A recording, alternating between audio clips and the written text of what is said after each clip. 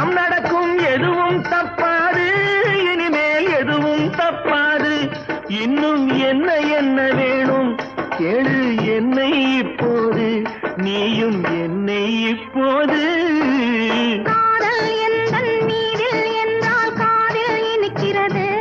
நேரம் காலம் பார்த்து முறையாய் பெண்ணும் கேட்டுக்க வேண்டாமோ